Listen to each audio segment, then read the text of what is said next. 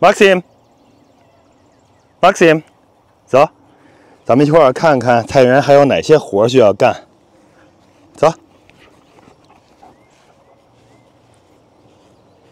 花了好几天时间，这菜园终于是整理的有点模样了，不像之前那么乱糟糟的了。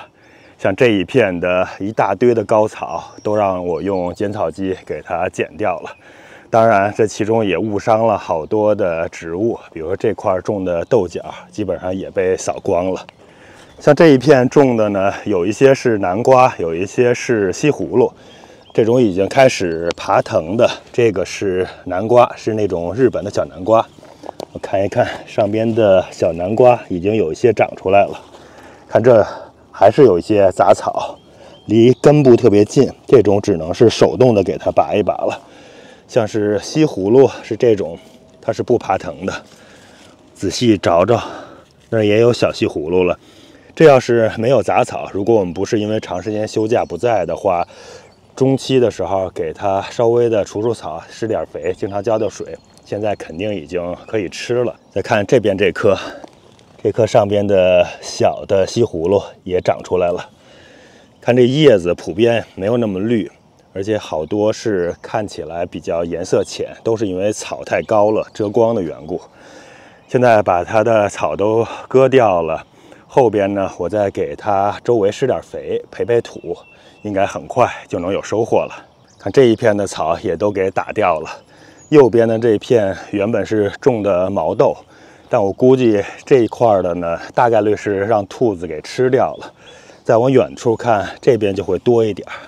这是毛豆，这草还是挺多的，因为草和毛豆长得太密了，都混在一起，没法用割草机，只能手动的除了，或者是用锄头小心的弄一弄。但是这劳动力太大了，可能不太值得，也许我就直接剪草机给它剪掉了。后边的这些呢，还是比较有价值去除一除的。看后边的毛豆整体长得个头比较大，草比较矮，这草都是这种马齿苋，矮矮的，应该是除起来更容易一些，至少不会伤到这些毛豆，所以后边呢肯定给保留下来。原本这一面呢是种了很多的黄瓜的，也是我们1个多月前，大概就是5周前吧，休假走之前给它撒上的黄瓜种子。当然是完全没有管它，现在长出了一些，但是出苗的数量还是挺少的。像这棵，还有这棵，这也应该给它拉根绳子爬到上边的架子上了。这黄瓜呢就得细心的照顾，你像种子发芽的时候，如果不给它及时的浇水呢，很容易就死掉了。我估计这些黄瓜呢，一部分应该没出芽，另一部分肯定是出了芽之后我们没有给浇水就死掉了，留下几颗，回头给抢救一下，拉上去应该还能有几根黄瓜的收获。这一整排的都是各种各样的西红柿，有樱桃番茄，还有大番茄，不同的品种。一直到那头，5周前我休假离开前种的时候都是这么点的小苗，很矮很矮。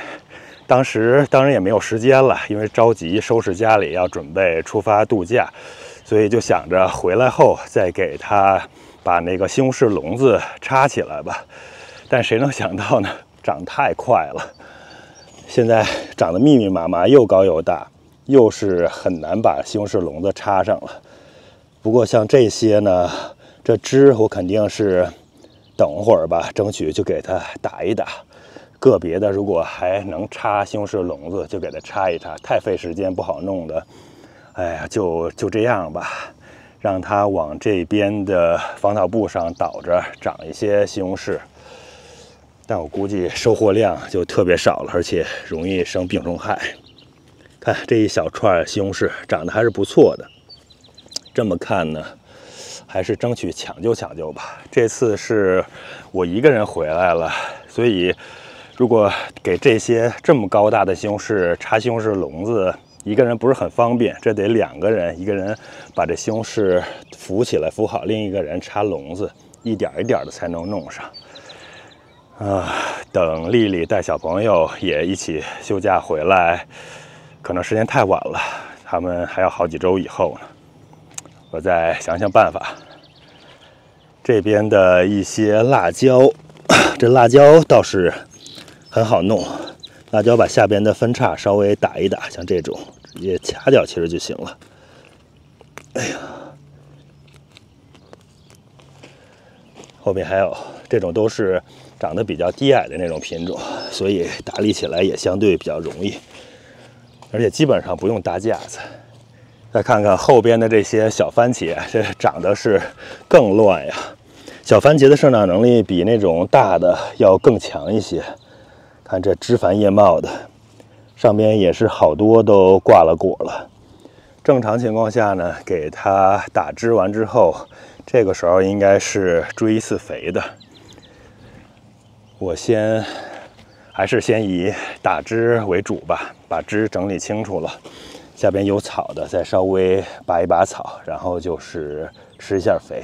如果是有时间有精力的话，我可能对于这几颗小番茄的话，我用 T-post 在这种坑的地方扎下去，然后中间我还留了一个孔，那边还有，所以用3根 T-post 然后可以用一些绳子把它弄起来。就是左边一个，右边一个，这样来回来去的绕上，让西红柿不至于这样倒伏，应该还是能有一定的收获的。简单处理一下吧。其实以前没处理的时候，个别情况下，你发现这西红柿粘在地上，既容易生虫子，又容易生病，尤其是粘到土地上。可能我这有无纺布铺着的地方，防草布铺着的地方还好点，但是这黑色的太烫了，如果西红柿跟它直接接触的话，那肯定是容易被烫伤的，所以也是不太好，还是得想办法抢救。这里边当时点的一些豆角，这也都开花了。今年真的是完美的错过了蓝莓的收获时间，这早熟的品种、中熟的品种大部分都已经没了，就剩下后边晚熟的品种还有一些，但是感觉也是被旱的。看这果子干巴巴的，我估计大部分的花儿还有结的小果子都是因为没浇水太旱的缘故都掉了。这个品种呢，天生个头就比较小，不是特别好。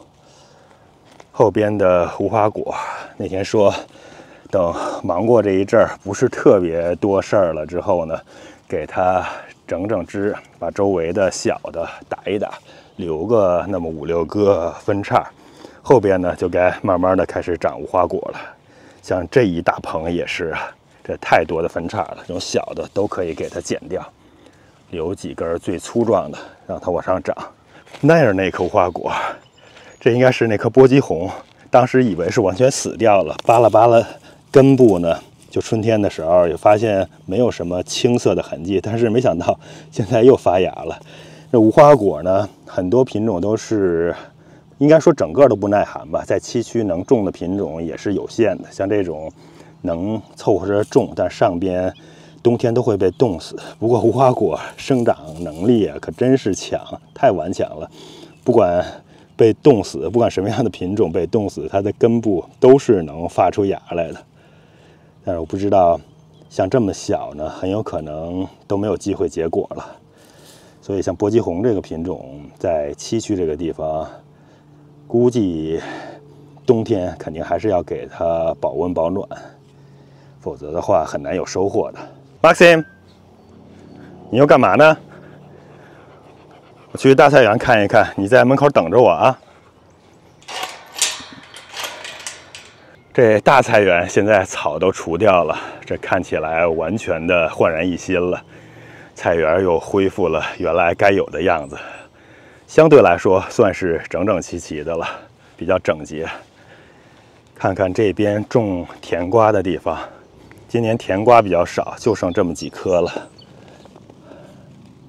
现在这高度差不多可以掐尖了，我把尖儿给它稍微的掐一掐，这样的话让它侧枝长出来，回头就可以有收获了。像这草还有，哎呦，家里头这种野苋菜呀，还有马齿苋呀，那种长得特别多。这个尖儿也掐掉，这个尖儿也掐掉。这已经看有虫子来咬它了，得喷一下苦楝油。像是甜瓜、香瓜这些呢，喷苦楝油保护。然后，如果是发现它真菌感染严重了之后呢，还要喷溶剂。当然，溶剂跟苦楝油间隔周期要长啊，2、3周以上吧，否则的话容易烧叶子。这片西瓜两边的高草都去掉了，现在看起来就清楚一些。看看这西瓜已经长出来了。我平常西瓜都是3蔓整枝，这次我发现不太好整了，而且也没有那么多时间。这菜园里面还有好多其他的活儿要干。下一个重点可能先把这西瓜每一个坑里边，像昨天已经稍微的整理了一点点了。这坑里边的那些草给除了除，然后需要给它追一下肥了，有机平衡肥或者是那种实的复合肥，但是要离根部稍微远一点。一般像这种上边铺了防草布的呢，都得在防草布下边用手掏进去，然后比如这儿掏个小坑，然后给它把肥撒在这个地方。它说浇水的时候也是把水就浇在这儿，因为这种防草布它是渗水的，这样的话离根稍微远一点，否则也是有烧根的可能。当然有机肥会好很多，有机肥再稍微近一点也是没有太大问题的。再看看这儿的小西瓜，这长得更大一些了，其实还挺多的。这儿还有一个，像这种草，这种坑里的草就得需要一点一点的都给它抠出来，抠出来之后再给施肥，然后再施完肥再浇一遍水。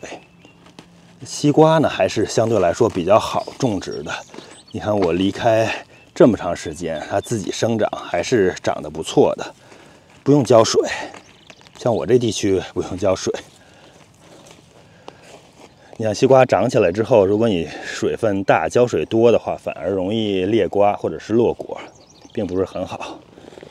这边的西瓜，昨天割草的时候，有些西瓜可能我给伤到了，到时候给它摘一摘，就去掉不要了。随手都是活呀。西瓜也是种了好多个品种，现在有点记不清了。等它长起来吃的时候，应该是能回忆起来。这是不同的品种的西瓜，这边也是。我感觉突然把两边的高草给拔掉之后，幸亏今天还有昨天其实也挺凉快，阳光少点，否则被太阳这么一晒，可能好多瓜苗或者是瓜都会出问题，被晒伤。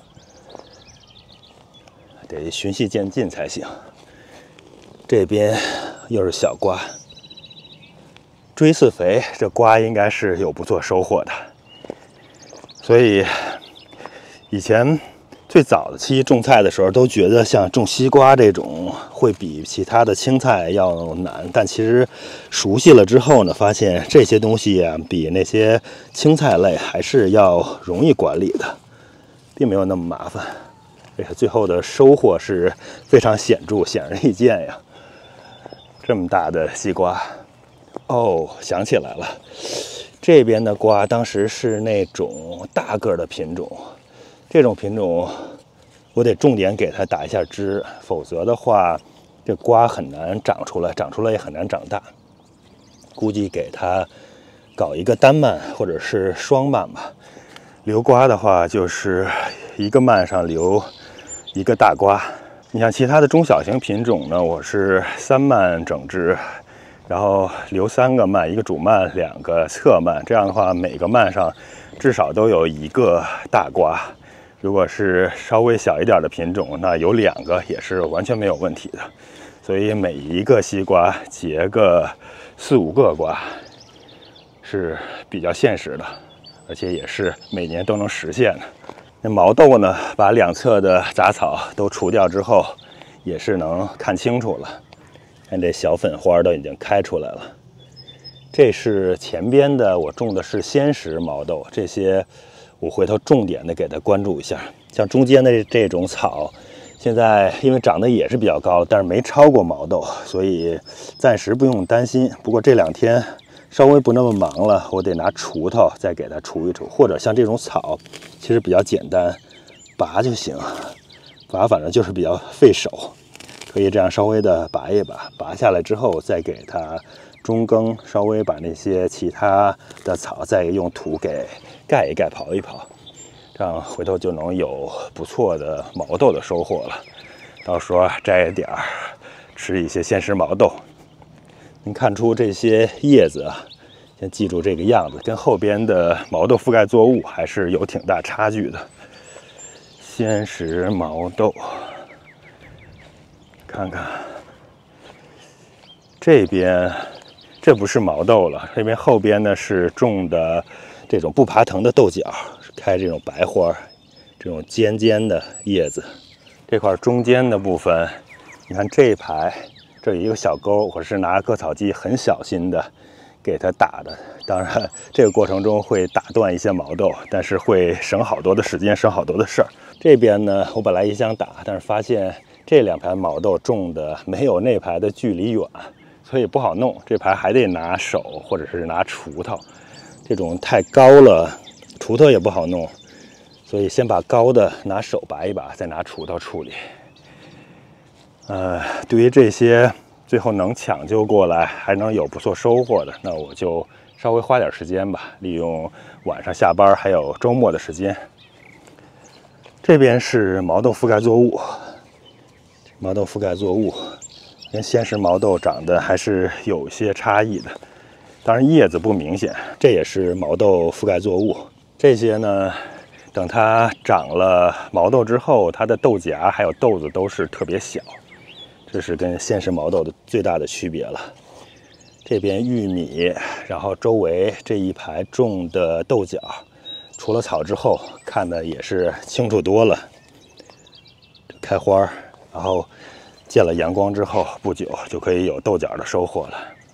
这边的糯玉米，看把草都除了。看着就清晰整洁多了。这是第2批，这2个是同一品种的糯玉米，所以不会互相的影响授粉的。一般我们糯玉米啊、什么甜玉米啊，都是不能混合种的，还有谷物玉米，它们会互相交叉授粉，影响对方。最好是离远一些，离很远，或者是错开它们开花的时间。这是第1批最早的那批糯玉米，长得也比较高了。今年没追肥，所以估计长玉米穗、开花抽穗、长玉米穗会晚一些。这种呢，我感觉下次我就下雨前吧，不像以前那样给它漏沟施10日肥了，这可能下雨前给它施点尿素。就简单的凑合一下吧，活太多了，实在太多了。这边也是，这有一颗野生的黑莓，昨天我就摘了1盘回去了，今天又有好多都黑了。院子里呢，时间长了，篱笆周围老是长这些黑莓啊、树莓啊、桑树什么的，桑树就得及时的给它砍掉。这黑莓、树莓呢，偶尔不碍事儿的地方可以留那么1、2颗，到时候可以有黑莓的收获。看，这还是挺多的。味道没有自己种的好，主要是籽儿有点大和硬，但吃起来或者从补充营养角度也是一样的。这边的小梨树，然后在前边有一棵蜜罐枣，再往前就都是樱桃了。这一排呢，我把中间过道的地方的杂草除掉之后，像它另外一侧是之前种的覆盖作物，就是让它自生自灭，然后能抑制杂草的那一面呢，草就不太需要处理。虽然显得有点乱糟糟的，但是至少没有像以前那样杂草丛生的感觉。你看这中间看起来还是挺整洁。这些覆盖作物，其实有好多好草跟果树一起生长，我觉得还是不错的。如果它长得太高了呢，可以割草机稍微给它弄低一点儿，跟这些果树一起，还能保持水土，而且抑制住其他的杂草。这边的土豆现在终于能看清了吧？其实土豆是应该经常培土的，今年就培了2次，后来就离开了5周，不知道最后这土豆能长怎么样。可能再稍微的给它培一培吧。这边的冬瓜之前以为都死掉了，都被草弄死了，现在把草都除掉了，发现还有，只是长得太细弱了。这都是明显的被草给把光遮住了。这还有一个，这还有一个，这还有一个。我是需要做的什么事儿呢？需要把这地方稍微培高一些土，然后这些地方拦住，然后让它能保持住水土，然后在上边的这个地方吧，稍微的给这半圈施点肥，这样的话肥和水能保持住，又没有杂草了，后边应该慢慢就长起来长大了，这应该还是能有收获的。西红柿这第一批西红柿的这一排，我昨天看了一下啊。这个罩笼子，西红柿笼子虽然很早就罩下了，但这5周没有整枝，也是长得乱糟糟。这整枝也得花不少功夫。这是小西红柿，都长起来了。那边也是。这如果是整过枝的话，现在这些小西红柿应该都已经变红了，开始。哎，整一下总比不整好。这儿还有一个是我昨天在割草的时候不小心把这西红柿给割断了，看这没了，这主干给打断了，只剩下1个侧枝2个侧枝，就让这2个侧枝慢慢长吧。前面是第一批种的大西红柿，看这也是叶子都黄了，得把这些叶子打掉，追点肥了。大西红柿确实之前被草给欺负的太厉害了，你看第一批的那些果全都没坐住，都掉了。第2批的还是有花有果的，争取能给保住。啊，必须得打枝，留一个主干。这儿有野生的白菜，有一颗特别大的野生的白菜，虫子眼挺多的。这个过2天我把它给挖下来，否则的话也都被虫子给吃光了。天太热了，也不会长成真正特别大包心的了。那颗已经算不错了。之前这块种的那种种子种的，还有很小苗的柿子椒，已经被草给欺负死了。找了一下没有了。这边还是第一批。哦，这应该是真正第一批，比刚才那一批还要早1、2周吧。这番茄，这个上面已经结果了，这儿有几个大个的，稍微的把枝整一整。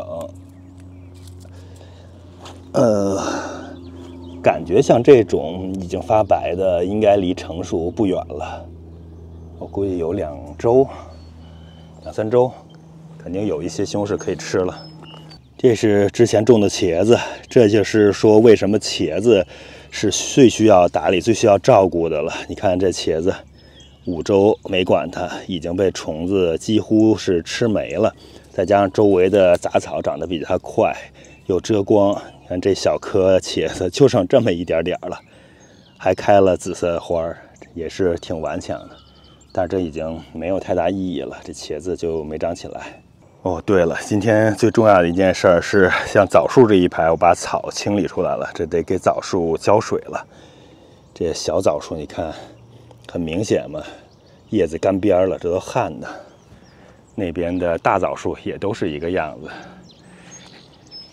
枣树中间看这胡萝卜开花了，争取能多结点胡萝卜种子，到时候这片能自然的长一批胡萝卜，也当成一个新的覆盖作物。这个枣树，看上边开的花还真是挺多的。枣树和枣树中间，草莓做覆盖作物，再加上有点收获，也是不错的。其实早期的时候收获还挺多。哎呀，这棵枣树旱的真是厉害啊！看这样子，这棵枣树又不一定能有结果收获了。枣树在它开花的时候，实际是最需要水的，要大量的水。哎呀，这也是没办法，还是得弄自动灌溉，给果树弄自动灌溉。看这棵上边花是不少，但是旱成这样，最后还能留住多少就不知道了。先去浇上水，看把这个水管打开。哎呦，找找水管的头。这棵大樱桃树长得倒挺茂盛的。你像之前我拉枝的这些，现在是长太长了，还是说长起来把我的绳子给抻断了？感觉又起来了，这还是得再继续拉一拉，让它拉平或者拉低一些。先给这小冬瓜稍微浇一点水，你看下边没有土拦着，这水是存不住的。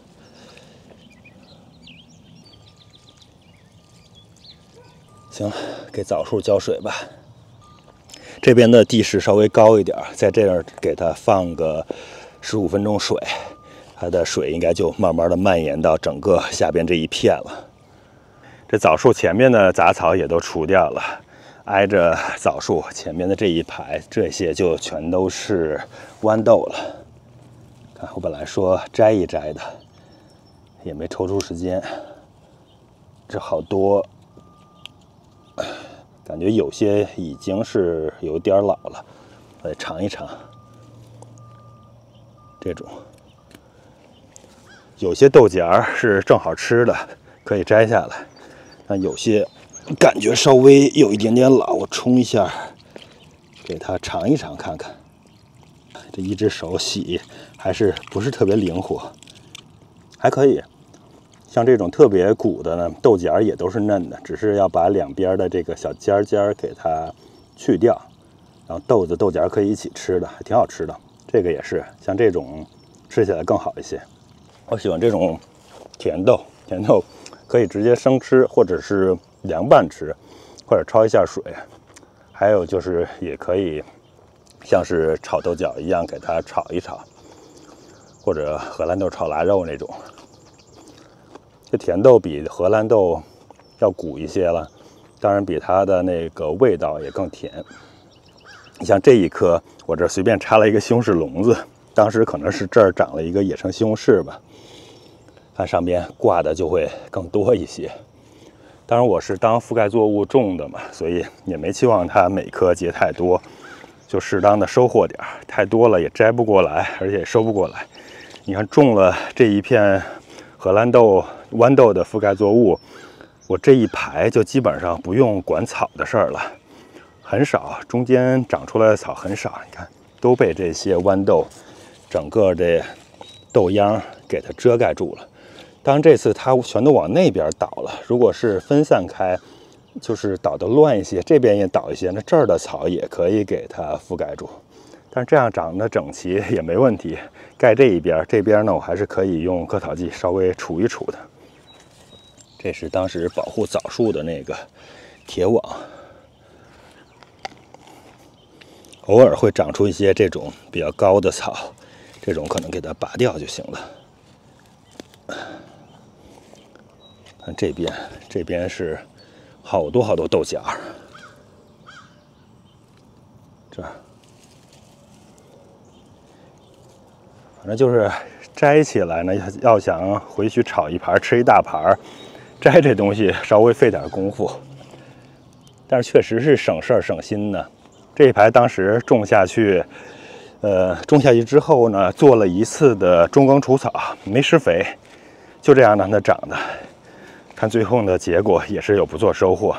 中途呢，我们豌豆尖、豌豆苗吃了好多，但是后来不就出去休假去了嘛，回来之后没有豌豆尖、豌豆苗可以掐了，这尖都老了，只能是收豆荚了。今年的葡萄因为是连续错过了好几次打药的时机，所以又开始烂果了。哦，日本甲壳虫也来了，哎呀，我以为今年没了呢，结果还是有日本甲壳虫。看这葡萄，这种烂掉了，回头拿个剪刀把它剪掉，都给扔了，不然相互传染。这边好的可能还能抢救一下吧，但估计希望不大了。哎呀，种这些东西不容易啊！看都有烂果。这下边草除了之后，反正这样走着呢也安全一点，不担心有蛇或者虫子了。然后看得也清楚一些。哎，每个上面都是，就是烂果多少的问题，还有一些是有黑点儿。这边雨水多，空气潮湿，而且像葡萄这种呢，又是比较娇嫩，很容易被真菌细菌感染。所以要想种好呢，还是得精心的照顾，得喷杀菌剂，喷各种各样的东西来保护。这个时候呢，也不能喷那些化学的了。如果想再保留的话，因为果子已经长这么大了，喷化学的东西就是担心有残留嘛，残留很难清除掉的。所以要是只是喷溶剂啊、喷苦楝油这些杀菌，效果非常非常有限。然后生物杀菌剂呢，也是效果有限，就结合着使用可能好一点。但是前提是得一直使用，让它的病害没那么严重的时候，保护力是很强的。已经开始感染真菌了，那作用就微乎其微了，非常有限。这两棵毛耳朵草已经长成大树的样子了，看开花是这个样子。这店里边是把这个东西当成花来卖的，但是我院子里有好多，跟野草一样，每年都会长。这是没除掉的。这软枣猕猴桃下边的杂草也除掉了，也能仔细看一看。今年确实是没开花，今年再让它长一年，明年剪枝稍微给处理的好一点，争取能结一些果子。其实好多时候每年都是想着今年错过机会了，或者今年因为各种各样的原因忙错过了，等明年可能就好了。但是事实是到了明年又会有更多的事儿。我感觉有可能还是我种的东西太多了，还是尽量减少量吧，减少了才能有足够的时间来给它好好的照顾一下。不过话说回来了，你即使减的规模再小，如果出去度假或者是带孩子放暑假回国探亲，一走就是1个多月的话，那什么果树或者是什么菜，哪怕就种1、2棵，那也是会被耽误的，这是没什么好办法。小菜园这边也是周围的地方草除掉了，看这看起来还可以，但是里面还没来得及，没机会弄。我可能第一件事是先把我那2个菜床里边的大蒜给挖出来吧，好多上面的杆子都已经烂掉了，所以找不着蒜头在哪儿了，只能根据位置摸索着慢慢给它挖出来。大蒜可不能浪费，这是我每年保存的比较好品种的蒜种啊，一种是格鲁吉亚火，一种是音乐大蒜。哎呀，这种紫苏长得遍地都是。这种呢，找一些嫩的叶子洗一洗，烤肉的时候，尤其是五花肉，在铁板上烤一烤，然后裹着紫苏叶子这么一吃，味道还是相当不错的。这大蒜也还好吧，看这是没抽蒜苔，因为刚好是错过了抽蒜苔的时间嘛，上边已经开花长出小蒜了。不知道大家是不是看过蒜开花，蒜苔上边结这种小蒜的样子，上面一个小蒜，下边如果挖出来的话是一头大的蒜。我感觉不抽蒜苔呢，就是多少还是对下面蒜头是有影响的。不过那天我挖了一个大蒜，因为我吃饺子要弄一些蒜嘛，我看长得也还可以，那蒜头个头也挺大的。不过比去年的我感觉是相对来说小了一点点，但影响不大。所以即使是真的忘了割蒜苔了，那也没有什么关系，没什么大不了的。哎，这韭菜地里长出这么大的这种野草，像这种啊，这种就完全拔不动，这得拿一个小的铲子给挖出来才行，这弄不动。你像这种小的，如果时间长了，也会长成特别大棵。如果我们是在家不出去度假的话，这种地里边其实草本来是很少的，就过来遛弯的时候，给它稍微的拔一下，趁它小的时候，就不会像现在这个样子。看，这些菜床用的都是很好的土，特别松软，所以草也很好拔。但时间长了，长这么大棵了，也是处理起来也是麻烦多了。藿香也是种了一次之后，每年就会遍地都生出藿香来。不知道大家怎么用这东西。这边是音乐大蒜的品种，这里边杂草还是相对多点，因为下边是没有铺麦秆的。看上边这没抽蒜苔也是，看，哦哟，仔细看，上面全是白点儿，跟小星星似的。这也是另外一种景观。然后白点长大了之后呢，就是这个样子，再长长，上边这些花就长出小蒜瓣来了。最可惜的是，我下边这一片种的那些豌豆还有豆角，看还能不能看到？还能，你看，这是豌豆嘛，都长出小豌豆来了。但是被这种杂草长得已经超过去了，这种真的不好弄，只能是一点一点拔。哎呀，拔不动的话还很难处理呢。我再看这里边的佛手瓜，也是被这种大高草长得比下去了，被欺负的见不着阳光，长了很小的一颗。那边的不爬架的，一丛一丛的豆角。哦，看这样把草扒开也能看到，有些都结豆角了。这块我还是得给它处理一下，把这些草给除掉。哎，这当成下一个重点吧。有人见过芹菜开花是什么样吗？这是芹菜，这些是芹菜开出的小花。这边是大的鸽叉茴香开出的花，这棵也是大的鸽叉茴香。这桑树，桑树上边的桑果，原本我以为只是鸟会吃，后来前几天，也就是我回来的第二天早晨，我过来发现上边有一只又肥又大的松鼠，可能我都没见过那么大的松鼠，在最高的那个树杈那儿趴着呢，可能也看到我，有点害怕，在那儿躲着呢。我说怎么上边的那些变紫的，甚至是红的颜色有点深的，都很少见呢，就是被那松鼠给吃了。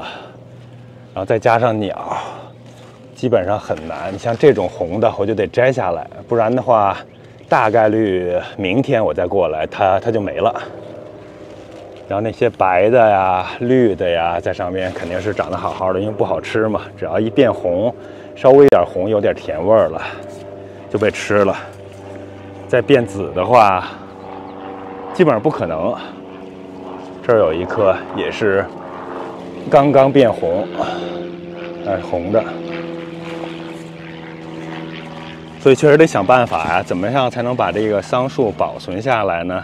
桑果能保留下来，自己能吃到，不是一件容易的事儿。长了这么多呀，自己，我前几天摘的时候，就是刚才那种红度的摘下来，也就吃了一小把，然后就没有了。红的确实不好吃，不过红的像这种吧，比如说给它摘下来放那么1天2天的，它就稍微的变紫点，变紫呢就好吃了。不过跟树上长紫摘下来的那甜度还是差多了。这个野生的白桑树上边一个桑果都没有了，它成熟的时间要稍微早点，估计早被那只大松鼠吃了。那天那松鼠在树上的时候，我叫 Maxim 过来 ，Maxim， 叫 Maxim 过来，在树底下等着，然后我拿了一个大棍子把松鼠敲下来，结果松鼠掉下来，一下就跑到这边的柏树丛里了。Maxim 也没追上，没准养一只狸花猫也许会效果更好。这狗逮老鼠或者逮松鼠的能力还是很差。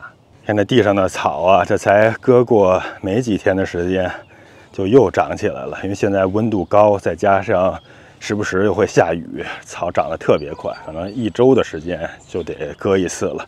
超过1周，这草就长高了。我刚回来的时候，第一件事儿就是先把我果园那边的草给割了一下。结果那片的草刚刚割完，这割草机就坏了，发现是那根皮带下边的这皮带断了。对，就是这些轴联动的地方的皮带断掉了。我没办法，又赶紧亚马逊下单买了一个皮带。之后看 YouTube 视频，然后研究了一下怎么把这玩意儿拆下来，然后把皮带换上了。看，这是崭新的皮带，换上之后呢还可以。其实我应该趁拆下来的时候把下边的这割草机的2个刀片也换了，因为现在割草的效果没有以前好了嘛。但是当时没下单嘛，如果再等的话又要等2天。这边亚马逊呢，虽然是 Prime 会员，但是你买这些东西快的话，也是要第2天才能送到，还不知道第2天什么时候，也许是晚上。这不像在国内啊，你去京东什么的买个东西，可能是一会儿就到，或者现在有那个美团买的时候买东西，就是下了单一会儿1小时就给送到的也有。当然分是什么东西了。不过快递呢，在中国，尤其是北京啊这些大城市，那还是相当方便的。这边这个亚马逊每年还得交个，我现在都不知道会员多少钱了，100块钱，好像是交这么一个100块钱会员，也只能享受到这个第2天到，好多时候还不一定，看情况。来果园了。果园的草，看看我给除掉之后，这当时也是太高了，晒几天上边都是这种干草。回头呢还得再给它过一遍，拿割草机再过一遍，因为这草又长高长长了。水管也拉过来了，还给浇水。主要是那些小树，像这种今年春天才种的小树。还有那边去年的春天、秋天裸根种的树，也都给浇了一遍水，因为发现叶子有点干边儿。这种干边儿应该就是旱的。这种小树呢，还是得注意，每隔一段时间，根据当地下雨还有土壤情况，每隔一段时间浇次水吧。当年刚种的时候，基本上每周都至少浇1次吧。正常的时候，天气干旱就浇2次。后来，比如长1年了，可能就不需要那么频繁了。但是像天热的时候，每周浇一浇，或者每2周浇一浇，还是应该的，这样能长得快一些，至少也不至于干边儿。柿子树我浇的时候还是没敢浇，怕落果。而且这柿子树周围全是这种香菜覆盖在周围，可能也不会太干。下雨的雨水，我觉得应该能支持它。李子树那些红一点的李子都被我给摘掉了，现在红的应该不多了。基本上吧，只要是这种非常红的了，像这种10个里边大概8、9个都有虫子。这李子树也是不打药，或者打药不连续，还是不行啊。特别是有机种植，难度是挺大的。哦，这种，除非是这种，还不是特别红，就给它摘下来，可能好点儿。哎，摘下来吧，这个应该是完全没有虫子的。哎呦，看这个虫子眼儿，这也不知道，有可能是鸟啄了还，肯定有虫子，外加鸟啄。梨树。为了怕它把我这个梨树的树干给压折，因为看这边的梨实在是长得太多了，这梨长再大一些，肯定会把它压折的，所以我又用 T-pose 在这儿把这个枝给吊起来了，这样的话这重量就由它来承担，不会被压折了。这梨树呢，看这种其实它是可以自然的树果的，这种就自然的脱落了，后边我再看看，再把一些，比如说这种长得小一些的，再适当的疏一些。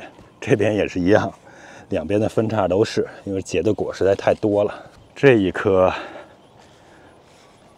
这个果也是撑住了。看这小梨，这个地区真的是挺适合种亚洲梨的。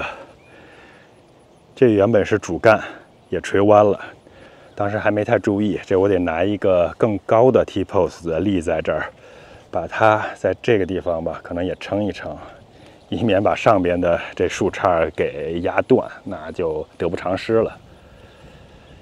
那一根长得特别高的，这个原本是想让这果子能给它压一压，让它稍微弯一弯，结果可能是头部的果子不够多，重量不够大，它长得倒是直直的向上。应该也没关系，明年等它上边再结果了的话，让它这样坠下来，就可以把这枝干压弯了。这是以果压冠嘛，如果结的果越多，这梨树就不用自己再拉枝了，它自然的就靠果子给拉弯了。桃子，像这种有虫子的桃子有点发红了，这种也是流焦了。这么看了看，得有50%以上的桃子都是多少有问题的。像这种即使是没有虫眼，也没有流焦，它上面还是有黑点，这种应该是目前应该是还好，不影响食用。过一阵子熟了，黄桃熟的会早一些，应该7月份就有可以吃的了，肯定。这种像下边那种小枝。这个小枝居然结了3个，弯成这样了。哎呀，这边的那个流焦的桃子感觉更多一些，看这种流焦的。再喷一遍苦楝油吧。本来想回来的时候就想快点喷，结果因为温度太高了嘛，前一阵子这气温都是到了100华氏度啊，这是热的不行。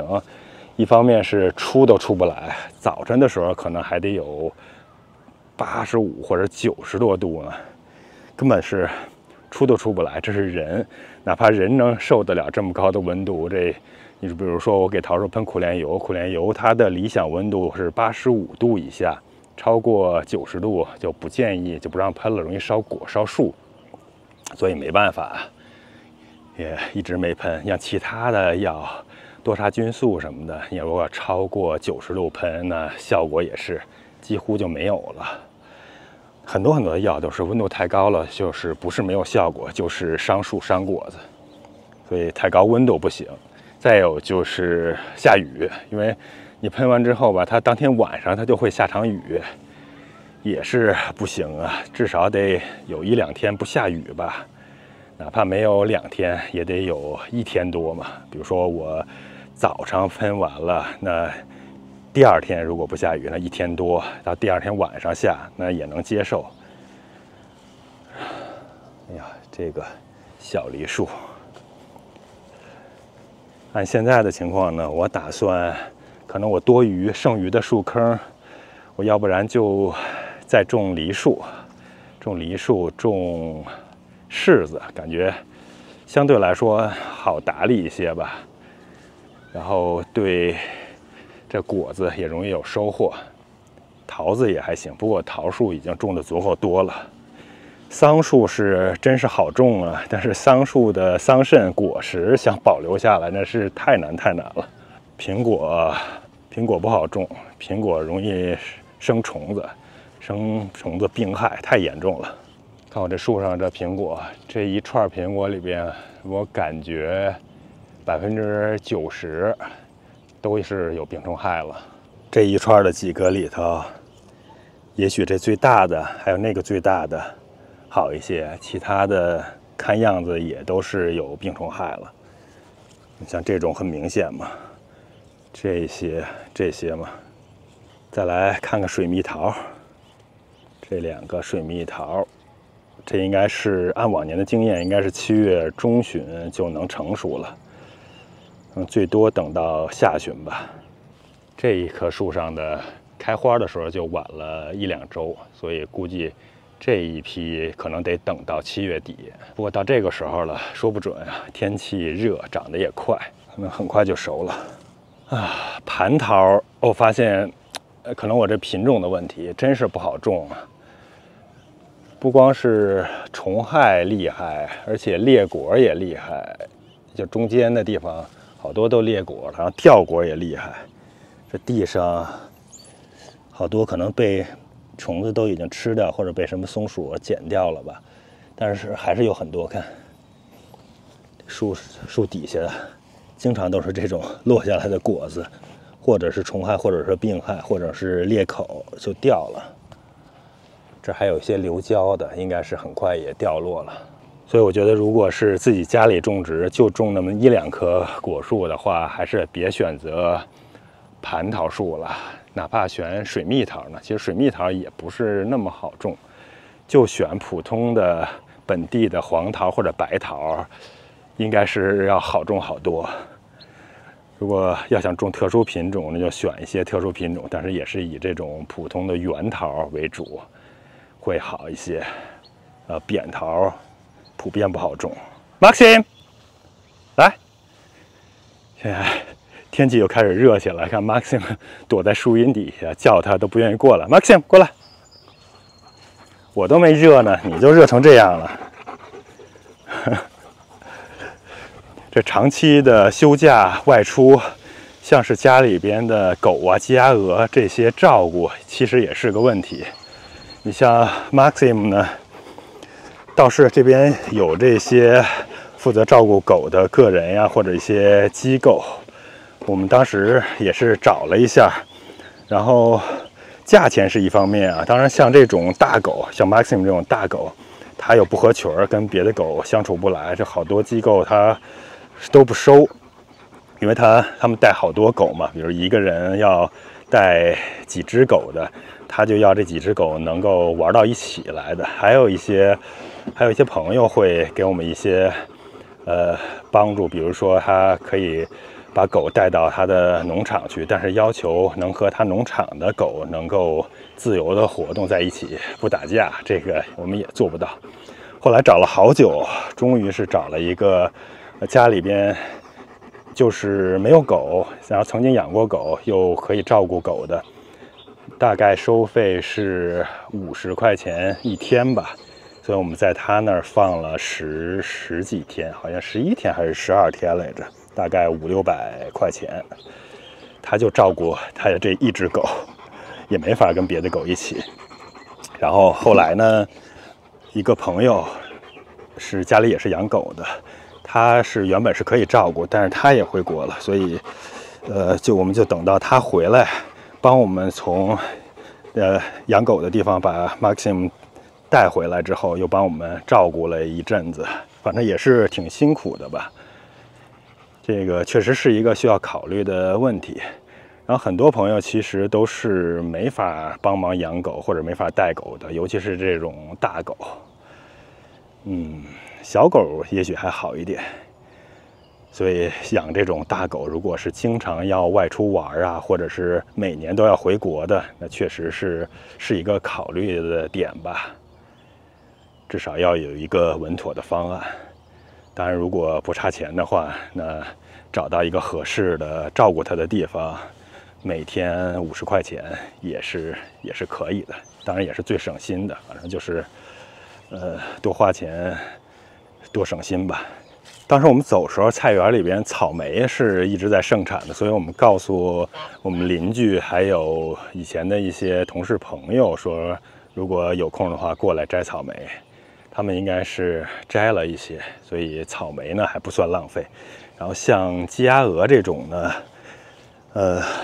相对来说那肯定是要比狗要好照顾了。比如像我家的鸡鸭鹅，我就弄这种大桶，里边给它放了1桶的饲料，然后让它自助吧。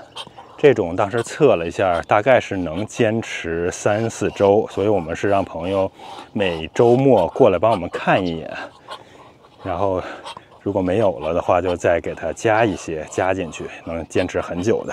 再有就是水，因为我们菜园就弄过自动灌溉嘛，所以其实水不是问题，水当时就是简单的弄了这种大桶，然后水管接过来，菜园那边是定时器，每天早晨一次，晚上一次，每次是5分钟。当时也测了测，大概是2分半就能把这个里边的水接满了。我们5分钟就是为了，比如说里面有脏东西，给它稍微冲一冲，让它们能有更新鲜的水。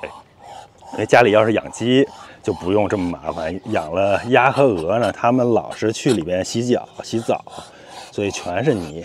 多接一点水，多放点水，让它冲一冲。这是鸡鸭鹅，哎，不过怎么说呢？这些辛苦也基本上是白费了。我们不在的这段时间呀，可能也是菜园里边这草长得高了，招了更多的野生动物。结果这菜园这鸡笼啊，这种网也是被破坏了，不知道他们又从哪儿找了漏洞，反正把我的鸡都给吃光了。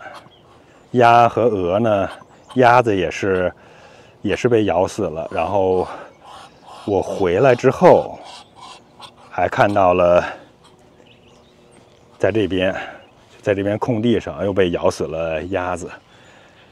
哎呀，所以后来想呢，今年、明年如果还有计划再去休假的话，那就暂时先不养鸡鸭了，就先这样吧。损失鸡鸭的过程都是鸡是最弱的鲜美，然后是母鸭，然后是公鸭，最后就剩下这最强壮的一只鹅和一只大公鸭。现在连鸭蛋都没有了，以前是鸡蛋少，后来鸡蛋没有，后来是吃鸭蛋，后来鸭蛋也没有了。哎呀，这些鸡鸭鹅也是跟着受苦了呀。要是不休假的话，可能也不至于的。我打算后边看时间情况吧，把这一个笼子拆掉，重新盖一个更坚固的吧，盖一个固定的、更坚固的铁丝网。我打算弄那种比较坚硬的，就是我菜园上边这种大眼的，这种比较结实，然后先给它弄一遍，然后再罩这种小的细网。这种网或者是那种鸡笼网，像2层网，这样可能会更结实一些。然后木头也不用这种当时是买的现成的，我搭的。如果自己搭的话，买一些更好的木头，然后刷上漆，可能就不容易坏了。最主要的是菜园周围，我打算以前都是周围下面其实都是铺了大概有1英尺的这种网在底下的。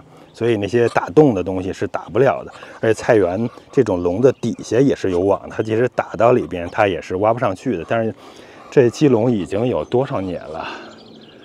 没有10年，也有7、8年了吧，差不多。所以都年久失修，都糟掉了。这周围的网都锈掉了，然后里边的网也都锈掉了，然后就会有东西打洞。你看这边这地上，这全是洞。这都是被打的洞，然后这地方还有盗洞的土，所以这些东西呢，就想办法就进去了就可能把这些鸡鸭鹅吃掉。然后更可恶的是什么呢？不知道是什么东西把我这个很结实的这个鸡窝都给咬坏了。你看这地方原本是木头，很结实的、很严实的，被咬坏了。然后是有个洞，至少那种大的老鼠是能钻进去，蛇也能钻进去，所以不知道是什么干的。我没办法拿这种金属的丝网，这种是以前买来补那些漏洞，然后防止老鼠打洞的。我把它用钉子钉在这上边，然后这样的话，反正几层吧，还挺硬的，这些动物应该是进不去了，蛇呀什么也不可能钻进去。这边堆肥堆的这一块，这儿也是有大洞的。这些草我昨天才给它都打掉。这是有一个很大的洞，你看，这里面回头给它灌点开水，看看什么东西会跑出来。Maxime 啊，看你热的，今天的温度还是挺高的，90多度，90出头吧，比前几天是凉快了。但是这快中午了，又有点热的受不了了，得回去了。昨天是气温最凉快的，所以昨天干活最多，把这些好多的地方的活都干了一下，但是还差好多。今天稍微凉快点吧，我还得继续割草。刚才的菜园、刚才的果园的地方，然后小菜园的地方，还有就是我的院子的下面还有很大的地方草还没割呢。当然，离开1个多月，这不割草肯定是不行的。我们也是邻居比较好，邻居帮我们割了几次，可能中途割了2次、3次的样子。我也不知道他割了几次。对，帮助还是挺大的。要不然的话，回来之后这草应该是已经没膝盖了，这处理起来就更麻烦了。所以还是挺感激他们的。这种呢，就是割草，其实院子里割草也是可以外包出去的，但是一是短时间找很难找，第二就是你要让他，比如说只负责给割这1个月，那也不是很好找。比如说我要找一个小公司，或者是那种割草公司，让他帮我们，比如说就包给他了，这1年那好找，反正就是花钱雇他们割吧。但是你要说，你就帮我弄这个5月中旬到6月中旬，或者说5月中旬到6月底，这1个月到1个半月，那真是挺难的。当时还想过是不是找邻居这边有那种高中生，然后给照顾狗，给家里边割草什么的。但是可能也是我们没有更早的计划吧，也没有找到合适的。另外，像我这院子呢，因为比较大，而且情况又比较复杂，里边东西特别多，又加上有菜园、果树啊，又有花坛什么的，所以你说要找一个不熟悉的人过来割草，也相对来说不是那么容易吧，怕他把很多的东西给我割坏了。看这边花坛里面种的花也早春埋下去的，现在也都长起来了。这边的过道呢，我也是拿手持割草机打了一遍，看起来也是干净多了。这边的玫瑰花开过之后呢，其实应该把这些花朵及时剪下去，因为不在也没剪。用蹿高的需要把它短截掉。这边的花呢，看也是当时埋下去的，都长起来了。这种绣球也是需要给它修一修，把上边冒出那些尖儿都修掉，让它变成圆球。Maxim， 来吧，走吧。天太热了，走，咱们回家吹空调去吧。哎呀，还有就是当时回来的时候，家里边的空调还坏了，然后第一件事儿就是打电话。还好就是修空调的那个，我之前今年已经让他弄过2次了，这次是第3次，所以因为之前有过嘛，所以来的还是比较及时，否则的话要热好几天真是受不了啊。大概是1天的时间就过来，然后当天给修好了，能吹上空调真是不错。Maxim 也是天太热，不喜欢老在外边待着了，待一会儿就躲树荫底下。然后前一阵子90多度、100度的时候，他根本就不想出来尿个尿，赶紧就要回去吹空调去。哎，走，太热了，喝点水去，走吧。